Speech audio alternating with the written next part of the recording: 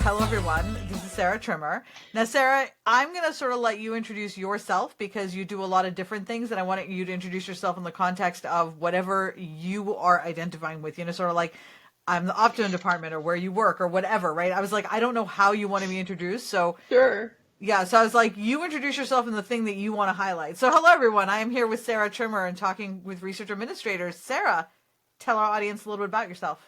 Sure. Yeah, so I'm all over the place. My name is Sarah Trimmer. I have a public health degree.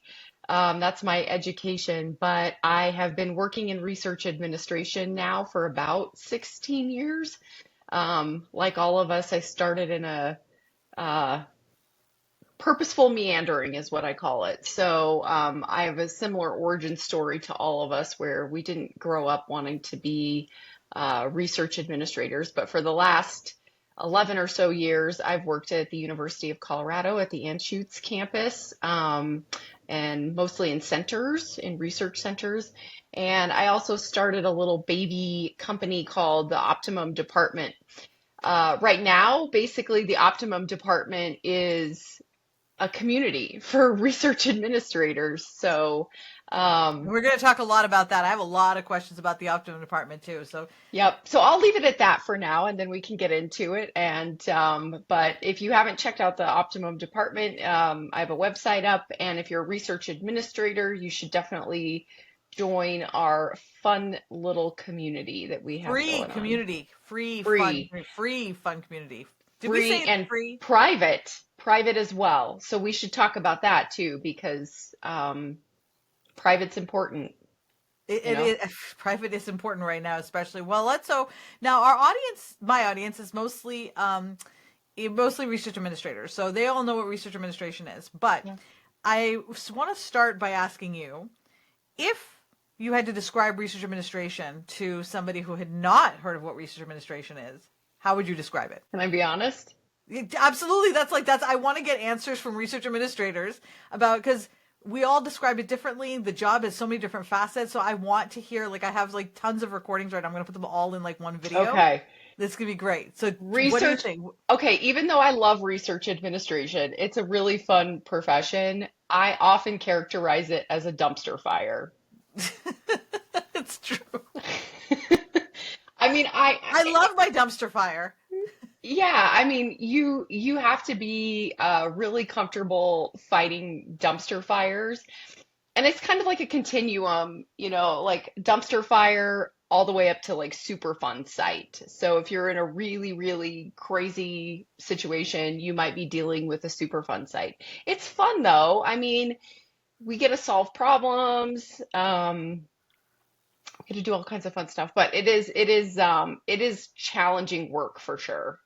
It absolutely is challenging, and I feel like it gets more and more challenging, Yeah. sort of as the days go by. Hmm. And I'm curious, so research administration being the spectrum that it is in so many different areas, and you mentioned that you work mostly in centers. What is your favorite part about research administration? So over the years, you've obviously stayed in the career for a reason. What is the part about it that you love the most?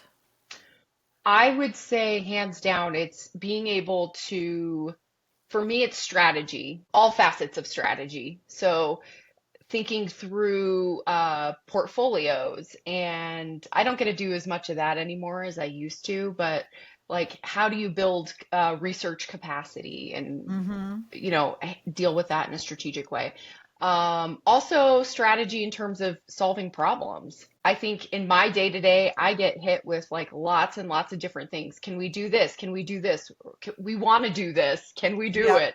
So I like that part of it. I like the challenge of being met with something that's not a straightforward answer, and going through the motions of kind of unpeeling the onion, I guess, and Mm-hmm. figuring out how to get to something compliantly. Like that's my mother lode favorite thing is when you have a really sticky challenge and you can get to an answer and you're compliant with it. Amen. That is, I often talk about how that really is the job, is solving problems where somebody says, I need to do this for whatever reason. And you're like, okay, I see why you need to do this. Now, how do Uh-huh. we make it so that you're able to do this compliantly? Um, and I find that to be very, very fun. Um, you know, for those of us who've been doing this for a long time, we've had the opportunity to build community in a variety of different ways, right? Because like one Hmm. of the biggest challenges that we have is that when you're dealing with new and difficult problems, we typically reach out to each other. Hey, have you ever had this problem? Hmm. Have you ever seen this, right? And for if you've been doing this for 5, 10 years and gone to Encura and done some stuff, then you eventually start to build a community of people that you can reach out to and connect with that are Yeah. beyond sort of like your local organization. But since COVID, one of the interesting things that I've noticed is that in the remote work environment, there is an argument that people make, and I thoroughly disagree with that. I want to just say right off the bat that it's difficult, if not impossible, to build community online. Hmm. Now, as someone who played World of Warcraft for decades, I can tell you there is nobody I was closer to than those 20 people that I went raiding with. And so building a community online is totally, totally possible to do, but not if you like try to do it the way we did it in the old days, where you're like just trying to bring in person online. And so I'm curious to know, all of that as a preamble to ask, what was it that inspired you to start the Optimum department, which is, in my opinion, that is the difference. That is the way that you do it. That is the way that you build a community online. And so you must have seen some of these similar issues to sort of get you moving in that direction. But I'm curious to know, like, where did this idea come from? Because it's a very different way. There are no other organizations doing it like this. So like it's a very different way of doing it. So what did that for you? So, I mean, I think the impetus for all of this was like, so I'm on a large medical campus, and even though I'm on a large medical campus, I'm still very siloed. And even within my school, it's very siloed.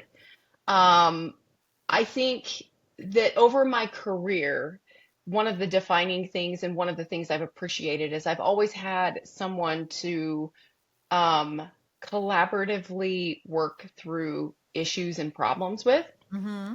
And I think that there's a lot of administrators that are in a department, maybe with themselves or one other person, maybe not. A lot of times we're kind of floating out in the ether all by Yeah. ourselves.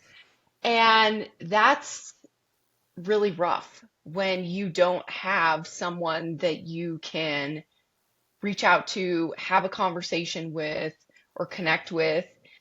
Plus, I think the other thing that, I mean, our profession is very nichey, and um, I often complain to my husband about what's going on. He has no idea what I'm talking about. Like, we just have this really weird language, and a really, I think, deep shared life experience in our work.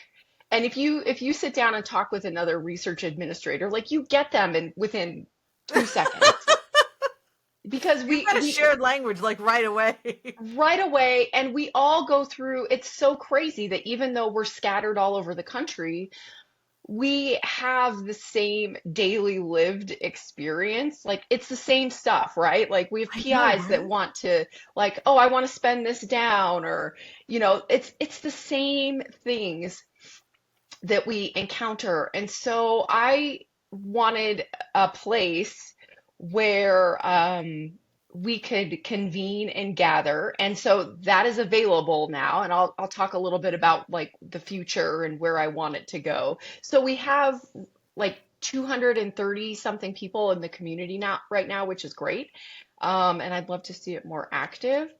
But the idea here is that we need, outside of conferences and all of that, we need to have a centralized space where we can come together and have conversations and strategize or complain or whatever you Mhm. need. Um, and I think, I'm a user on LinkedIn. That's the only social media I use, and I like Yep. LinkedIn. I hang out on LinkedIn. But I think the problem with that is you're a slave to algorithms. You don't always see people's posts. And it's hard. it's actually a hard place to connect with people, even though Yeah. that's like its Well, it's still central. social media, right? Like Yeah. it's still like public. It's still like, and I don't find its mechanisms of engagement to be particularly like I can get to know people and build community, but it's not going to be the same as if you and I were sitting in like oh, here, let's tuck away in a corner at an NCAR conference and talk about something, which is what I Yeah. feel like the Optimum Department offers, is like it's a safer space than just being out there in the world. Yeah, and people don't, I mean, that's one of the other things too, is people tell me, well, I have ideas and opinions on things, but I don't necessarily want my boss or faculty to Yeah. see what those things are. But those are valuable things. Like we need to be able to talk about some of the more uncomfortable parts of our job, like burnout or Unreasonable boundaries. expectations. Yeah, because I also have learned that research administrators on the whole, like we don't have good boundaries. We're kind of over So I functioning have that whole adults. video series on boundaries. I We are not know, good with boundaries. which everyone should watch, but like we have issues and problems that are kind of rampant in our profession. And so that is my big goal and vision for the community, is that it's a landing place for people to come in and be able to, make sense of all of this and feel like they're in a safe space where you can speak your mind and have opinions about things, and you don't have to worry about any sort of blowback from that. We've also, we and shameless plug here. So I run the office hours at the Optimum Yes. Department, and we have that space specifically for that purpose. And it's interesting because we have a variety of different people who attend office hours, coming from all over the country, and whether you're central or a small PUI or a larger organization. And sometimes we talk about, oh, hey, I have this P Corey budget, or I have this, Hmm. how do I deal with X problem that's more tactical? And then other times it's, look, I'm terrified in this current environment. What does the Yeah. job market look like? How do we feel? What about grants, right? And it gives us the opportunity to talk about some of the things that we're all struggling with Yeah. in a space that's sort of like created for that purpose. NCURA has its purpose, SRA has its purpose, your local communities have their purpose, but this has a very specific purpose of bringing research administrators together to talk about things that are important to us. Because obviously we all love this career. We're all still in it. And if it's all about being in Yeah. a dumpster fire, right? Then look, some of us really like roller coasters, right? Like we are just like, take me on that roller coaster. The more terrifying, the better. This is so much fun. So Yeah. clearly we're enjoying it in some sadomasochistic way. And Yeah. so why not try to solve some of these problems together in this space, which I absolutely love. So if let's say, I want to get to this. I want to actually ask this question early on. If somebody is like, you know what, this sounds like something I'm interested in, how would they go about signing up for the Optimum Department? Like, where do they find you? Where do they register? Tell a little bit about the process. Yeah. So I am a little, so I've really struggled with this. I don't want to just put a blast out. So it's a free sign up. It's very easy. You put your name in, your email, and you're in. But like I said, I am kind of screening it a little bit because I don't want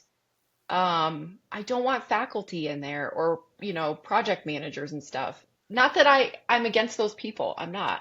But I am kind of protective of the fact that this is a space for us and our Yeah. profession. So, easiest way is you can find me on LinkedIn, shoot me a message, and I'll send you the link. I know you have the link too, Manessa. So, I do. You can always message me, and also it's going to be in the show notes for this. So you just click on the link. The yeah, link is sort of there.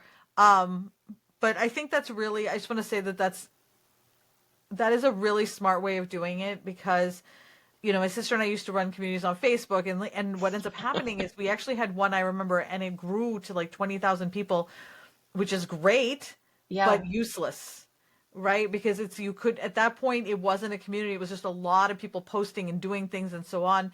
It kind of lost and so yeah. we had a second group though that was much more, we were like very specific about the topic and why we were Hmm. keeping it the way. And that one actually ended up being much stronger because we niched down. Our job, like you said earlier, is Yeah. we're very niched. And so like I mean, like, it's funny. My wife she speaks research administration now. Like I said something the other day, I was like, How'd you that means do that's that? LCT, and she goes, that's a labor cost transfer, right? And I was like, my wife. She knows the I acronyms. know, right? She's just been listening to me for 20 years. She's like, It's oh like my God, sunk that's in amazing. finally. Um, so yeah, so you were talking a little bit. So I'd like to hear a little more about. You mentioned that right now, you have that you're building it, Mhm. and you have a vision for the future. So I'm curious to know, like, as you think about your vision for the Optimum department, tell us more about it. Yeah. So like right now I have I have a poll in the department right now, or in the department. I have a poll out in the community about what do people want. Right now it's overwhelmingly looking like networking opportunities. Mm-hmm. So I don't know anything about how to make virtual networking work, but I'm going to figure it out. So that's like I want to give the people what they want. So I think that's the next step is like how can I help facilitate uh, these sorts of networking things in a virtual format? Oh, Um, dude, you know who you need to look at is who? Sabrina Heisey. I literally Oh, just recorded a video with her. It's my next one to edit. And it talks about how do you do team building and networking and that kind of oh, relationship perfect. building. And she's really good at it. Like she's so good at, which is why I asked her on the show, because she's just really good at bringing people together for things that are not necessarily related to work. Like it's related to work, Uh-huh. but not necessarily always. So like you may have, an event that everybody comes together and you call it like a budgeting event, but it starts out with, maybe you have trivia. Maybe you Yeah, have, because like those are all fun, like trivia yeah, games or name that song. She does like the funnest things, and it makes it so that people get to know each other a little bit, and that automatically kind of breaks the. And you'd think it would be weird, right? yeah. But it's not. It's because here's the thing: you start hearing the beginning keys to staying alive by the Bee Gees, and it's kind of hard. Everybody starts bopping, and then suddenly everybody's feeling chill, and you're like, damn, Yeah. I thought this was going to be silly, but now I'm singing Staying Alive with all these people that I just met. But okay, so that's a really good point. This is why I love research administration because I meet more people that like research administration isn't just like all they do. They usually have some other kind of like superpower talent, Yeah. which I find really interesting. Like we And they're have almost people, creative. yeah, but we have people that are like really thinking about problems related to training and adult learning and Hmm. knowledge management and process improvement. So it like runs the gamut. I think that if you talk to research administrators, a lot of the OGs of the world have these really cool superpowers that it's like, oh, you should go talk to so and so because I mean, and this is a perfect example of that. And I will go talk to Sabrina because I don't know anything about, you know, virtual virtual Virtual hangouts, networking. virtual networking. Well, Yeah. fun fact, did you know that I'm the president of the South Shore Women's Business Network, and I do a lot of online networking because I don't Well, leave the see, house? that's what I'm saying. So, like, as you said that, I was like, well, as a matter of fact, well, because here's something I was just thinking that would be fun, right? Like, Yeah. tell us something about, that, like, something about research administration in your organization that would be, you think would, that are different, that you think is different from other places. And then everybody gets to share their little, at PUIs, we do this way, or trivia, or, there's fun, different, and ways, I think, of engaging with people. And I really love this because right now our challenge is that we have a lot of events through Ancura and SRA, which are Yeah. great, but they're not networking. They're not like, I Right. mean, as in the like wicked good chats and things like that, which are great, but they're not built for us to hang out and get to know each other and Hmm. hey, let's go off into a breakout room type thing. Yeah. Um, Now, Kajabi, I bet you Kajabi has a way of doing fun networking events like games and things like that. Yeah, I think it does. So yeah, for the immediate future, that's what I'm interested in. So, and I do think obviously people want it, and I think it's important, and it does get to the core of why I started the community, was because I want people talking to each other and figuring out new ways of doing things. Because I think that's been the annoying part of research administration for me, is I started like in 2007 or something, Mm-hmm. and like we haven't really done a good job of innovating and doing things in new and interesting ways. And I think that part of that has to do with our isolationism. Yeah. And the more we talk with each other, the more we get out and about. And, like I said, conferences serve a purpose, but then you go back to your unit, you get inundated with all of the work. So, like, all those ideas that you learn at conferences, and you come back and you feel hopeful and you want to implement them, it kind of just falls apart It when you get back falls, yeah. home. It does. Um, you, by the way, did you read my questions before? I literally not send her the questions beforehand, but you segued exactly into my next question, which was Which is exactly this. And I think this is actually a fun networking idea too.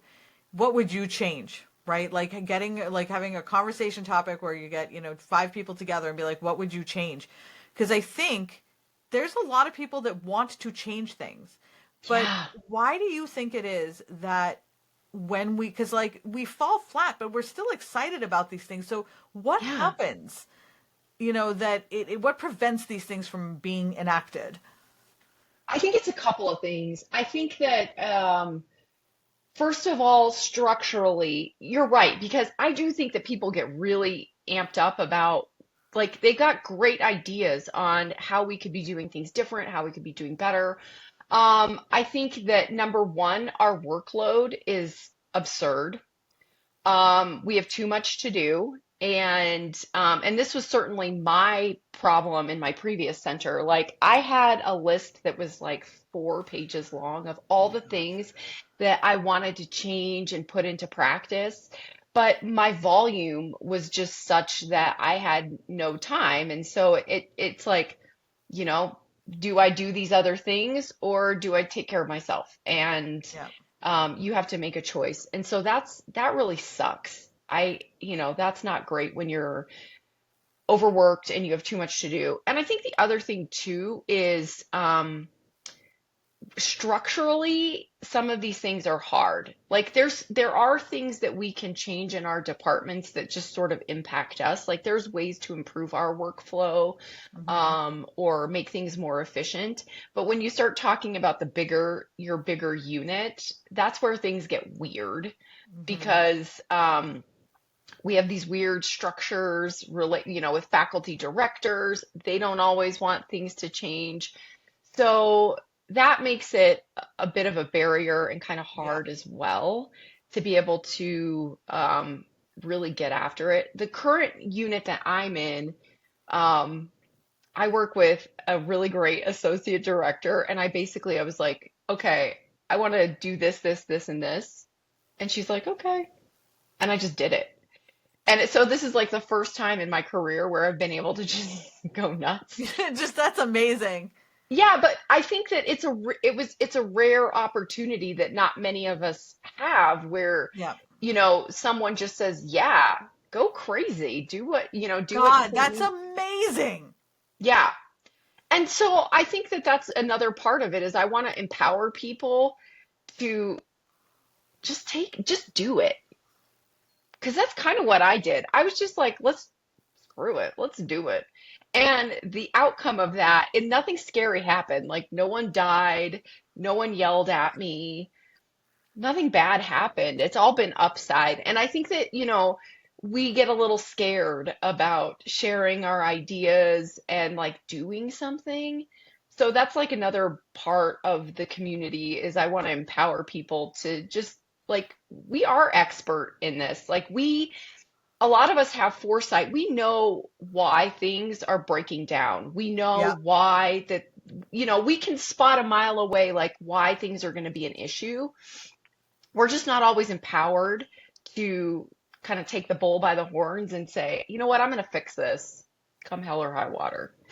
Um, And the truth so is and a lot of, and like, I think there's a, there's definitely a world where someone can't do that, right? And I think that Yeah. the question then is this the place that you want to be working? The first instinct of a lot of organizations when stuff like this happens is to like retreat in and be like, okay, now we're not going to spend any money. We're going to restrict travel. We're going to do all these things. But what we don't realize, and it's human instinct. It makes sense. Yeah. But that is like the worst thing to do. In fact, what you need to do is open up more, have more of an abundance mindset, and start to invest in your people more, because that's what's going to attract the best talent. So like, I feel like what we're seeing happening all over the country right now, Yeah. where so many places are carving their budgets, and I get like you have to have money to be able to spend it, but I think it's important to think about what you're spending it on. Well, and if we have scientists, I think it's bad, because I think, if I can be a little political for a moment,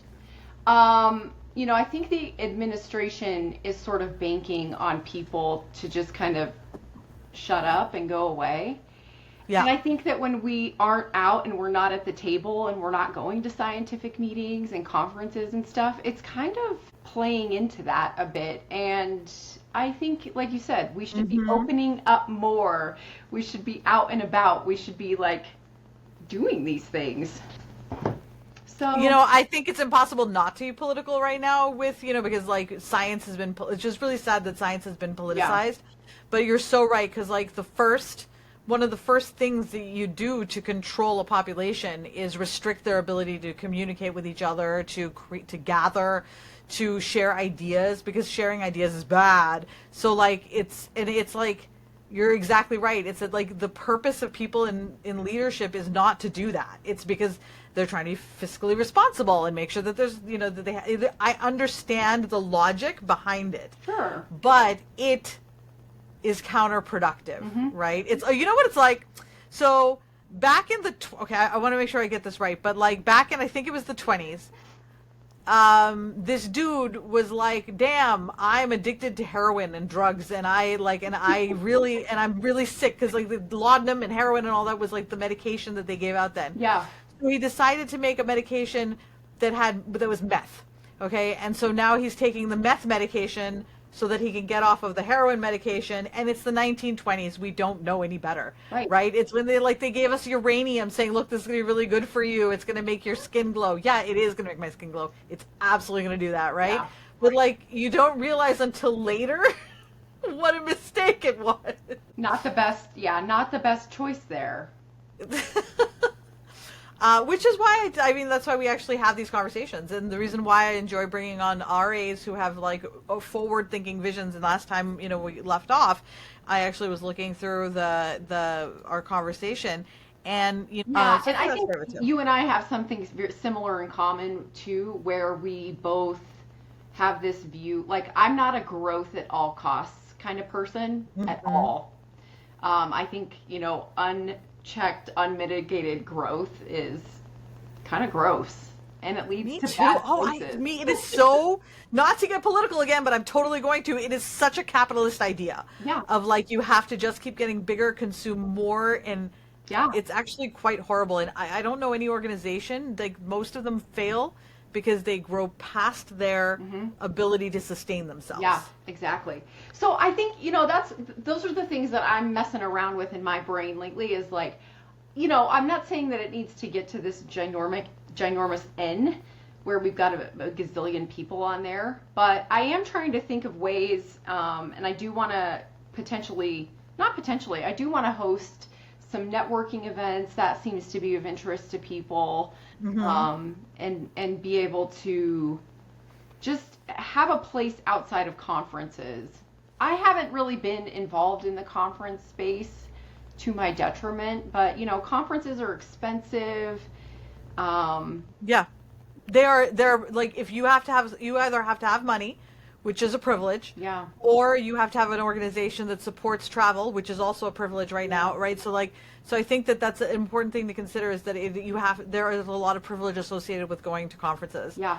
Can you remind me, actually, and this is only because I've forgotten between our last conversation and this one, you said you did a poll, right? And people said, you asked them what they wanted to see. Actually, just now you mentioned networking, what are some of the other things? Because like we left off there, and I'm curious to know Yeah. what were some of the other things that they people were interested in. So the other thing that I put up there was an RA podcast. That didn't get very many, I don't know, that got like very few, which for me, I was like, an RA podcast sounds awesome, but like that's a lot of work and effort. I think it would be fun to totally do. Dude, this is an RA podcast. I know, but like, I should put it on Buzzsprout. yeah. So that was one. What was the other one? There was two others, and then it was a other. So workshops, Yeah. and like panel discussions.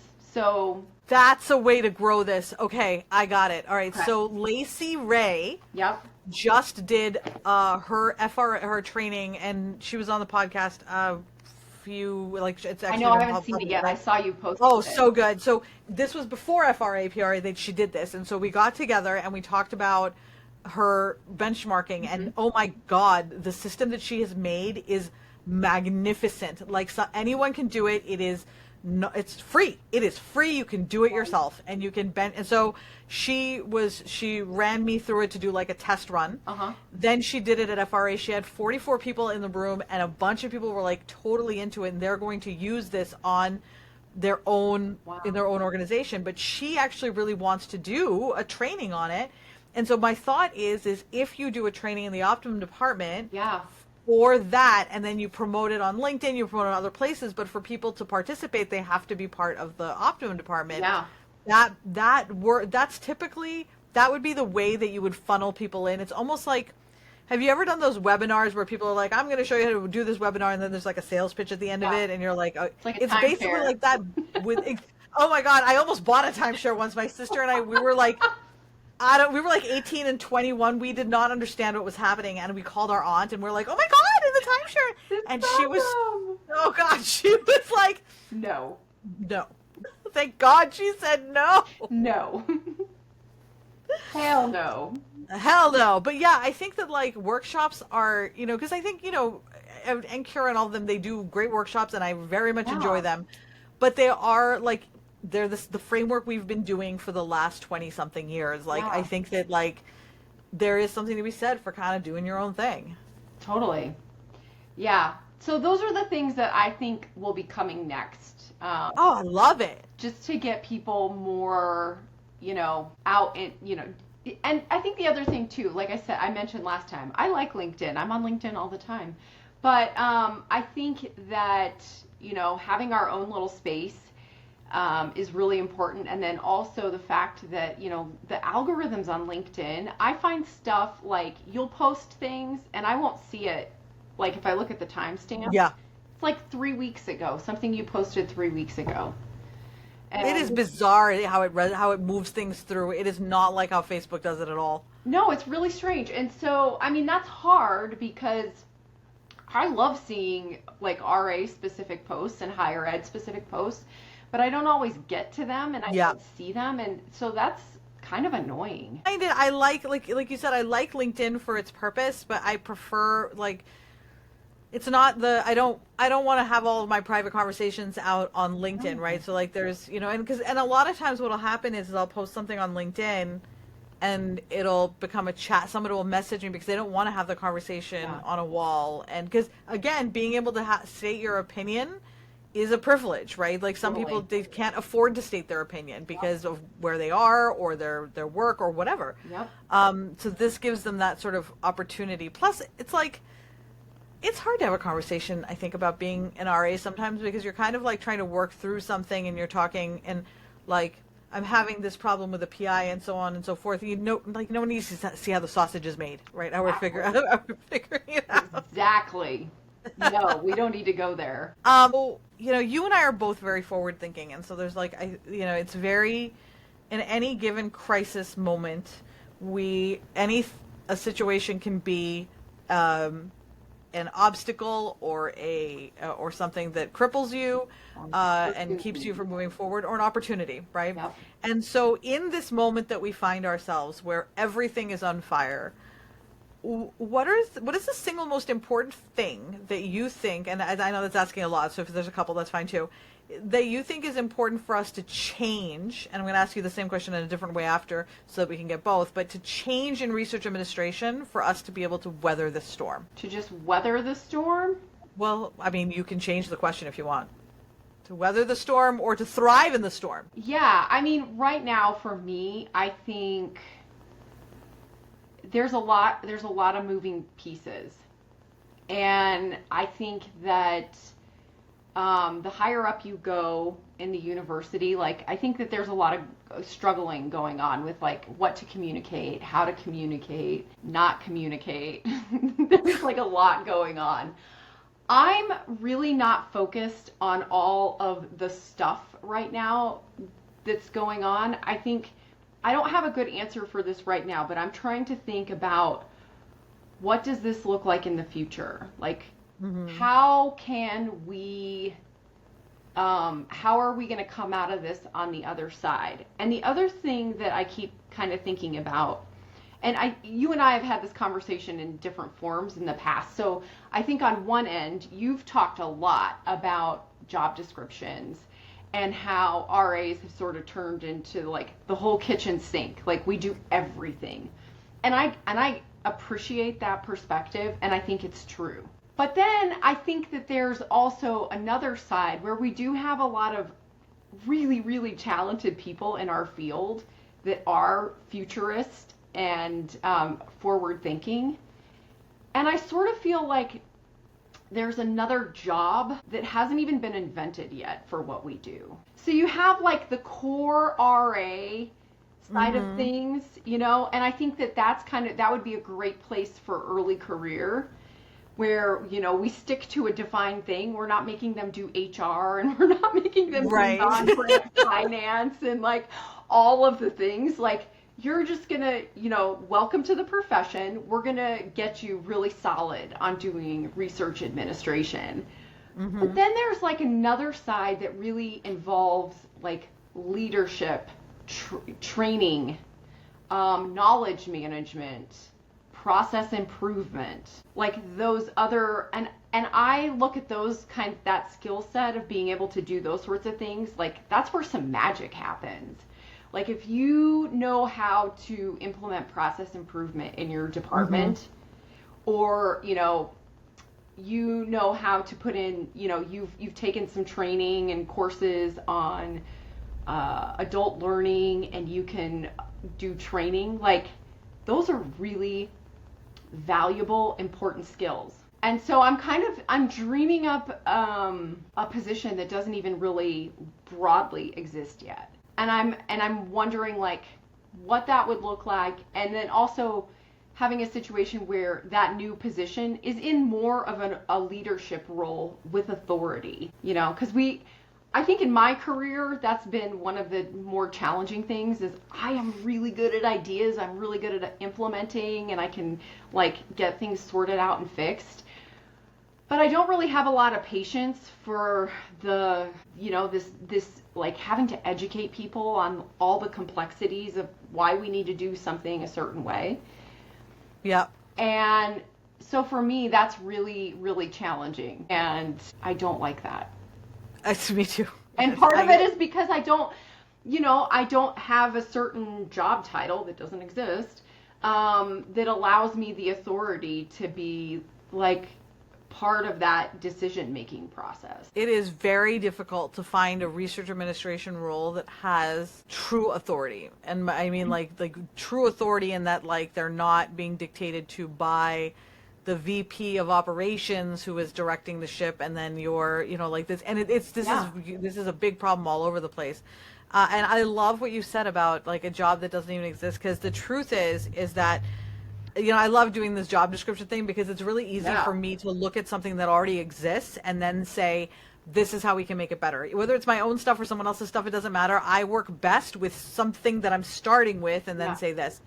But that still anchors you and keeps you on rails or close to the rails, right? And what I really do, I am so with you on this, that I think what I'd like to see is people who like have not, maybe they're research administrators now, but like they are, like you said, future thinking, outside of the box thinking, who are going to come to me and come up with an idea, and I'll be like, what the fuck are you even saying? Right. But like it's Let's so do it. because it Let's try it. but yeah, because like it is breaking our brain out of the thing that we've been stuck in Yeah. for. And I think that, going back to your point, the question of like, what do you think we need to change? And I think what we need to change is the, like, we have solidified into what we are, or what we think we are, and like it just happened. I mean, it's happened. Like, you and I are literally like part of the problem, right? Because Right. we've been doing it for so long. Right. So I think that that's really, I love that. I really do love that we need more fresh ideas that make people like us go, oh, that's very scary to me. Yeah. But I want to do it because it is scary to me. Because I believe in your idea. I believe in your philosophies. I believe in your ability to harness things just how you and I did it. Yeah. For the people, like, everybody does it for somebody. Yeah. I love that so much. And I do think, whether people like it or not, my hot take is things are going to change. This idea that like we're going to just kind of get through the next couple of years and then we're going to go back to the status quo, I think is really not a good way to really think about it. I don't think it's a realistic way. I think I also think it's a terrible idea. Why would you want to go back to the system that was already, we all knew it was broken then. Like, right. why not use this as the opportunity Yep. to rebuild something completely different, which again, we may or may not even know what that looks like right now. Right. That's Yeah. scary as fuck, dude. That is It is fucking way scary. That is, scary. for people like us who have been in this position for 20 years, and like the research is just, it's like a solid old boat. Like, Yeah, but I just, I don't think we're going to get down to like 15% indirects, but I think that there's going to be yeah, oh, for sure. something is going to happen there where the calculus of that's going to change. We're seeing all kinds of changes in what's getting funded and what's getting ripped away. Yeah. And so I think, there's going to be collateral damage with all of this in the coming years. And whether or not, and this is why I want to, get a posse of us to be able to advocate. I'm one person and I have a lot of ideas, but I think that if there's a lot of us that can kind of dream up and create a new reality and advocate for that, then we have a shot of like really changing things. Yeah, it takes more like, we all have to find each other, which is actually kind of why I'm doing this RA. Like, I'm actually going to change the talking research. I think it's called talking research. Oh, everyday research administration is what I want to change it into, and I'm gonna get a nice little logo and everything. But is getting lots of people's ideas, right? Because for many years I was the talking head. You and I've both been the talking heads for a while, where we're saying, but like, I want to hear more. I want to hear more people talking, connect more people. And so one last question as we start to wrap up is, now, what is the biggest strength that you think research administrators have that you think is going to, like, because of this strength, we are going to be able to accomplish all of these things that we want to accomplish? Like, what is our biggest strength? That's an easy one. Research administrators across the board, like, the ones that have been doing this and are good at it, like, we're very resilient. We're used to having to problem solve on steroids. Like, we're so good at, we're adaptable. We're really good at like just making things work and figuring it out. And I think that's really good kind of in the short term. I would say we need to get a little bit better and more strategic about the long term of things. And that's kind of what I'm talking about, is like, how can we be better about that and get a little bit more strategic as a group so that we can advocate on our behalf better? Because one of our weaknesses, and I think I mentioned this the last time we talked, was, we don't have good boundaries. Oh God, we have terrible boundaries. We do make things work, even if it's to the detriment of our own personal mental and, physical well-being, I think. So we need to stop and pause and take a beat and figure out how to create a future that we're really excited about, that we want, that is not just dictated by how, what the university says our job is or what our department chair says our job is. Mm-hmm. To really be able to kind of like take things to the next level. I love that. And I agree. We are good at solving problems. Is there anything that I didn't ask you about that you wanted to talk about? Crazy, time flies so quickly. I know, right? There's always stuff that I want to talk about. I think, the main thing is, if anybody, whoever's seeing this and watching this, we need you. That's what I want to say. Is like, we need all of us, and we need to be having, open dialogue and conversations. And I know everything is really scary right now, but I feel incredibly hopeful about our profession. And I always think that, when things collapse in on themselves, that's just like such an amazing opportunity to be able to rebuild it how you want. And I hope we can all sort of come around to that idea. We can get out of the freak out panicking that we're in, Mm-hmm. and envision a different world for our profession and what we do. I love that. Thank you. Thank you so much for joining me today. Where can people find you and the Optum department? You can find me on LinkedIn. You can send me a request to connect. I love connecting with other research administrators and people in the clinical research side of things. Even though I'm not a clinical research person, we seem to have overlap. And then you can also go to the Optimum department, but it's optimumdept.com. If you want to join the research administration community, I think you're going to link to the... Yep. Okay. I will put the link in the show notes. But otherwise, you can bug me on LinkedIn and send me a message, and I'll make sure that you get in. Thank you so much for joining us. And I know that everybody, you have to join. And then come to office hours on Monday at 10 a.m. Yes. Yes, 10 a.m. Eastern, God's time zone.